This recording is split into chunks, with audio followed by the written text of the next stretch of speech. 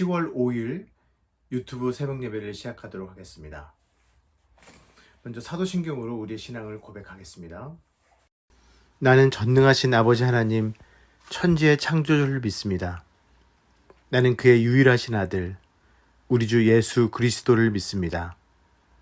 그는 성령으로 잉태되어 동정녀 마리아에게서 나시고 본디오 빌라도에게 고난을 받아 십자가에 못 박혀 죽으시고 장사된 지 사흘 만에 죽은 자 가운데서 다시 살아나셨으며 하늘에 오르시어 전능하신 아버지 하나님 우편에 앉아 계시다가 거기로부터 살아있는 자와 죽은 자를 심판으로 오십니다. 나는 성령을 믿으며 거룩한 공교회와 성도의 교제와 죄를 용서받는 것과 몸의 부활과 영생을 믿습니다. 아멘. 오늘 저와 함께 묵상하실 말씀은 출애굽기 23장 1절에서 19절 말씀입니다. 출애굽기 23장 1절에서 19절 말씀입니다. 제가 읽겠습니다. 너는 거짓된 풍설을 퍼뜨리지 말며 악인과 연합하여 위증하는 증인이 되지 말며 다수를 따라 악을 행하지 말며 송사의 다수를 따라 부당한 증언을 하지 말며 가난한 자의 송사라고 해서 편벽되이 두둔하지 말지니라. 내가 만일 내 원수의 길 잃은 소나 나귀를 보거든 반드시 그 사람에게로 돌릴지며 내가 만일 너를 미워하는 자의 나귀가 짐을 싣고 엎드려 짐을 보거든 그것을 버려두지 말고 그것을 도와 그 짐을 부릴지니라. 너는 가난한 자의 송사라고 정의를 굽게 하지 말며 거짓 일을 멀리하며 무지한 자와 의로운 자를 죽이지 말라. 나는 악인을 의롭다 하지 아니하겠노라. 너는 뇌물을 받지 말라. 뇌물은 밝은 자의 눈을 어둡게 하고 의로운 자의 말을 굽게 하느니라. 너는 이방 나그네를 압제하지 말라. 너희가 애굽 땅에서 나그네 되었은즉 나그네의 사정을 아느니라. 너는 6해 동안은 너의 땅에 파종하여 그 소산을 거두고 일곱째 해는 갈지 말고 묵혀두어서 내 백성의 가난한 자들이 먹게 하라. 그 남은 것은 들짐승이 먹으리라. 내 포도원과 감람원도 그리할지니라. 너는 6해 동안에 내 일을 하고 7째 날에는 쉬라. 내 소와 나귀가 쉴 것이며 내 여종의 자식과 나그네가 숨을 돌리리라. 내가 내게 이른 모든 일을 삼가 지키고 다른 신들의 이름을 부르지도 말며 내 입에서 들리게도 하지 말지니라. 너는 매년 3번 내게 절기를 지킬지니라. 너는 무교병의 절기를 지키라. 내가 내게 명령한 대로 아비벌의 정한 때에 1해 동안 무교병을 먹을지니 이는 그 달에 내가 애굽에서 나왔음이라. 빈손으로 내 앞에 나오지 말지니라. 맥추절을 지키라. 이는 내가 수고하여 밭에 뿌린 것의 첫 열매를 거둠이니라. 수장절을 지키라. 이는 내가 수고하여 이룬 것을 연말에 밭에서부터 거두어 저장함이니라. 내 모든 남자는 매년 3번씩 주 여호와께 보일지니라. 너는 내 제물의 피를 유교병과 함께 드리지 말며 내 절기 제물의 기름을 아침까지 남겨주지 말지니라. 내 토지에서 처음 거둔 열매의 가장 좋은 것을 가져다가 너의 하나님 여호와께 전에 드릴지니라.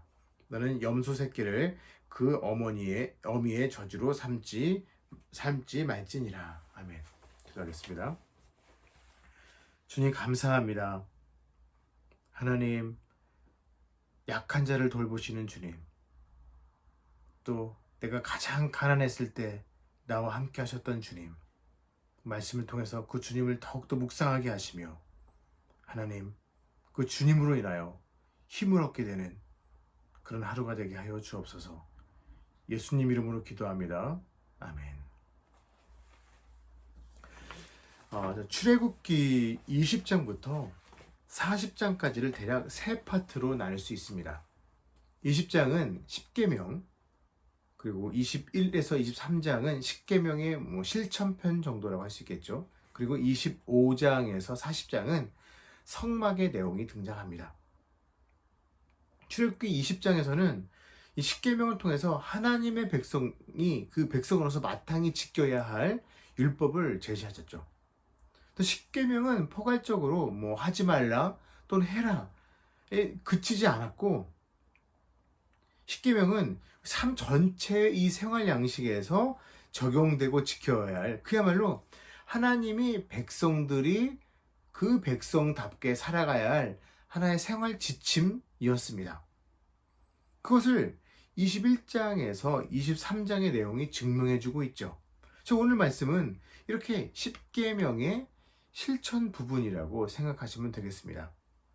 이런 면에서 오늘 본문은 1절에서 9절까지는 이 9계명의 실천편이고 또 10절에서 19절까지는 안식년, 그리고 안식년과 안식일, 그리고 3대 절기와 같은 예배와 이 같은 그 규칙이 나오는데, 특별히 오늘은 3대 절기에 대해서는 제가 다루지는 않겠습니다. 자, 그렇다면 오늘 본문 1절에서 3절입니다. 제가 읽겠습니다. 너는 거짓된 풍설을 퍼뜨리지 말며 악인과 연합하여 위증하는 증인 되지 말며 다수를 따라 악을 행하지 말며 송사의 다수를 따라 부당한 증언을 하지 말며 가난한 자의 송사라고 해서 편벽되이 두둔하지 말지니라. 방금 읽었지만 당시 사회에 흐르고 있었던 풍조가 있었는데 보니까 안타깝게도 긍정적이진 않았던 것 같습니다. 1절, 거짓 풍설을 퍼뜨리지 말고 악인과 연합하여 위증하지 말라. 2절, 다수를 따라 악을 행함과 부당한 증언하지 마라. 자, 이 거짓 풍설은 거짓된 소문을 뜻하죠. 여기서 거짓 풍설을 퍼뜨리고 악인과 위증하고 다수를 따라 증언하는 등의 행위들의 공통점이 있습니다. 무엇일까요? 바로 이 행위를 하는 자들, 곧 풍조를 주도하고 소문을 퍼뜨리는 이 자들은 다수이지만 이에 대한 피해를 입는 자들은 극히 소수이거나 개인이라는 점입니다. 결국 강자로 귀결되는 다수에 의한 이 한 개인의 어떤 피해 구도, 그걸 얘기하고 있습니다. 여럿이 입을 모으면 그 파괴력은 상당하죠. 한 명을 향한 다수의 부정적인 공격이 시작되면 그 한 인격은 순식간에 형편없고 가치 없는 존재가 되어버립니다. 이 거짓 풍설, 이 다수를 따른 부당한 증언 등은 지금으로 말하면 아마도 인터넷에 달리는 악플이 아닐까요? 지금도 수많은 인격체가 오늘 말씀의 표현을 빌리면 악인과 연합한 사람들에 의해 그 인격이 순식간에 판단받게 됩니다. 아니, 심판을 받죠. 결국 다수의 소문을 통해 모아진 이 의견이 이 대법원의 최종 판결이 되어버려서 한 인격체에 그 사람의 그의 의견을 물어볼 수 있는 변호의 기회조차도 박탈해버리죠. 하지만 하나님이 창조하신 그 어떤 인격체도 이 피조물인 인간이 직접 판단할 권리와 근거는 어디에도 없습니다. 감옥의 죄수가 다른 죄수를 판단할 수 없는 것처럼 말입니다. 결국 하나님의 은혜 아니면 풀 하나, 물 한 모금 얻기 어려운 이 광야 생활, 또 구름 기둥과 불 기둥이 아니면 광야에서 쓰러질 수 있는 이 광야 생활, 또 하나님의 보호하심이 없으면 굶주린 이 맹수의 공격으로부터 자유로울 수 없는 광야 생활을 하는 이스라엘에게 말씀하십니다. 하나님만이 그들의 생명을 연장시켜 주시는 유일한 분이시라면 그 생명의 가치에 대한 판단은 하나님께 맡겨라. 그 말씀입니다. 즉 이렇게 오늘 말씀은 가치 판단 기준을 하나님께 두기를 권고하면서 평소에 당연시했던 우리의 편견을 또 깨길 요구하시죠. 오늘 말씀해 보니까 가난한 자, 또 원수, 미워하는 자라는 이 단어들이 등장합니다. 가난한 자, 원수, 미워하는 자. 이들은 어떤 사람들일까요?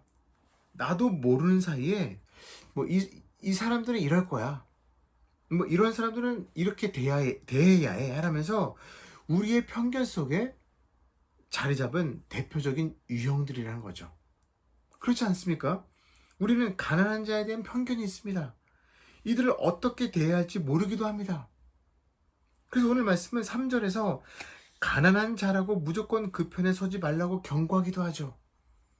가난한 사람을 긍휼히 대하는 것과 그 사람의 가치관에 동의하는 것과는 완전히 다른 문제이기 때문입니다. 또한 원수나 미워하는 자에 대한 편견은 어떨까요? 우리 입장에서 원수와 미워하는 자에 대한 판단은 나름대로 수차례 경험에 의한 판단이기 때문에 합리적일 것이라고 굳게 믿고 있죠. 하지만 오늘 말씀을 통해서 하나님은 그럼에도 불구하고 나의 합리적인라고 생각하는 감정을 나의 원수가 당한 현실의 어려움과 분리시키라는 것을 요구하고 있는 것입니다. 그래서 1절에서 9절까지는 20장에서 주어주셨던 10계명 중 8계명의 실천편이라고 제가 서두에서 말씀드렸습니다. 그만큼 하나님께서 주신 이 10계명이 얼마나 현실적이며 우리가 현실에서 어떻게 지켜나갈 수 있는지 구체적인 방법을 제시해 주신 말씀입니다. 이제 그러니까 율법은 하나님이 딱 이 선을 그어놓고 여기 넘어오지 마라. 넘어오면 너 혼난다. 이게 어떤 이 단속형 율법이 아니라는 것입니다. 오히려 이 하나님이 우리에게 주신 율법은 여기 선이 있지만 어떻게 하면 이 선을 넘어가지 않을 수 있을지에 대한 해결책을 제시해주는, 또 선을 넘지 않을 수 있는 어떤 실전 예제를 삶 속에서 주는 그런 것과 또 같습니다. 결국 이 구절은 9계명의 선을 넘지 않으려면 우리의 편견을 깨어버릴 필요가 있다는 아주 적극적인 이 9계명의 실천을 위한 말씀이기도 합니다. 자, 이제는 안식일과 3대 절기에 대한 규범이 있는 10절에서 19절 말씀입니다. 아까 제가 말씀드렸던 것처럼 다만 절기에 대한 부분은 제가 오늘은 묵상하지 않도록 하겠습니다. 먼저 안식일의 규범이 나와 있는 10절에서 12절까지입니다. 제가 읽겠습니다. 너는 6해 동안은 너의 땅에 파종하여 그 소산을 거두고 7째 해에는 갈지 말고 묵혀두어서 내 백성의 가난한 자들이 먹게 하라. 그 남은 것은 들짐승이 먹으리라. 내 포도원과 감람나무도 그리할지라. 너는 6해 동안에 내 일을 하고 7째 날에는 쉬라. 내 소와 나귀가 쉴 것이며 내 여종의 자식과 그 나그네가 숨을 돌리리라. 아멘. 자, 말씀을 주목해 보시면 하나님이 이스라엘에게 주셨던 이 안식일에 관한 규정은 단지 그들만을 위한 것이 아니었음을 증명해 주고 있습니다. 사실 안식일에 관한 더 자세한 규범은 레위기 25장에 기록되어 있습니다.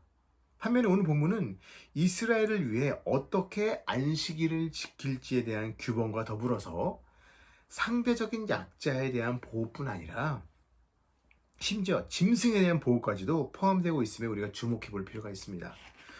자, 오늘 보면 12절에 쉬라라는 단어가 있죠. 쉬라라는 단어의 이 원형 동사는 샤바트인데 너는 안식하라라는 뜻입니다. 또한 본문에 또 숨을 돌리리라의 다른 또 히브리어 원뜻은 숨을 쉬다, 또 휴식을 취하다입니다. 흥미로운 건 두 단어 모두가 수동태가 쓰여서 본인이 쉬는 게 아니라 누군가에 의해서 쉬게 된다는 것을 아주 강조하고 있습니다. 곧 이 단어의 원뜻을 살려서 12절을 번역하면 이렇습니다. 너는 6해 동안에 내 일을 하고 7째 날에는 안식을 얻게 하라. 그리고 내 여종의 자식과 나그네가 숨을 돌려 휴식을 취하게 되리라. 결국 하나님은 그의 백성이 고단한 한 주의 노동을 벗어나서 하나님의 은혜에 감사하며 육체적인 안식을 취하기를 원하셨습니다.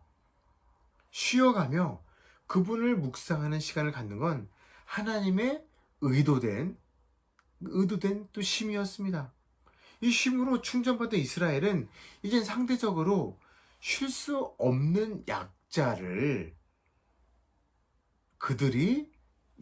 숨을 쉴 수 있도록 또 휴식을 취할 수 있도록 배려하는 게 또 진정한 안식일의 의미임을 강조해주고 있습니다. 가난한 자들이나 종들이 숨을 돌리는 시간에 잠시 동안은 또 이스라엘의 생산 활동이 중단돼서 주인인 나에게 피해가 간다고 생각할 수 있지만 이들은 숨을 돌리며 주인과 동일하게 구원자이신 하나님을 묵상하고 찬양할 기회를 얻게 되기 때문에 너무나 의미 있는 쉼이라는 것입니다. 그렇기 때문에 이 말씀이 강조하는 것은 안식일은 단지 그분의 백성만을 위한 그들만의 휴일이 아니라는 것입니다. 현대 기독교인들에게는 이 안식일, 이 주일은 하나님께 감사하며 교회에서 예배 드리는 것으로 그 모든 의미가 한정되어 있는 것처럼 보이기도 합니다. 안식일에 또 기독교인들만 교회 안에서 은혜 받고 또 아멘하며 또 교회 안에서만 성도의 교제를 하고 나면 이 안식일을 우리는 잘 지켰다 또는 거룩하게 지켰다라고 자부하기도 하죠. 하지만 오늘 말씀이 우리에게 도전합니다. 안식일은 우리뿐 아니라 교회 밖에 있는 자들도 숨을 돌릴 수 있도록 배려하는 날이라는 것입니다. 안식일은 우리들만의 휴일이 되어서는 안 되며 모두가 숨을 돌릴 수 있도록 고된 노동에서 해방될 수 있도록 배려해 줘야 한다는 것입니다. 이 배려는 안식을 나누어 주는 행위에서 시작됩니다. 세상 사람들도 안식의 기쁨을 누릴 수 있도록 숨을 돌릴 수 있도록 영원하신 하나님을 삶에서 전해야 한다는 거죠. 예수님도 안식일에 선을 행하셨고 사도 바울도 안식일에 복음을 전했던 것처럼 진정한 안식을 취한 우리의 삶을 통해 오늘 하루 선을 행하며 또 진정한 그리스도의 안식과 평안을 전하게 되는 그런 복된 하루 되시기를 주님의 이름으로 축복합니다. 제가 기도하겠습니다. 우리 삶의 절대 기준 되신 하나님, 십계명을 통해서 우리의 살아갈 길을 제시해 주시니 감사합니다. 오늘 말씀으로 그 말씀을 좀 더 구체적으로 지킬 수 있는 길을 제시해 주시니 감사합니다. 주님, 특별히 오늘 말씀처럼 내 편견이 깨어지는 하루가 되게 하여 주옵소서. 사람들을 내 경험적으로 판단하지 않게 하여 주옵소서. 더불어 나에게 참 안식을 주신 주님, 그 영원한 안식 되신 주님을 내 주변의 사람들이 알게 되며 또 그들과 함께 안식하게 되는 그 놀라운 은혜를 허락하여 주옵소서. 예수님 이름으로 기도합니다. 아멘.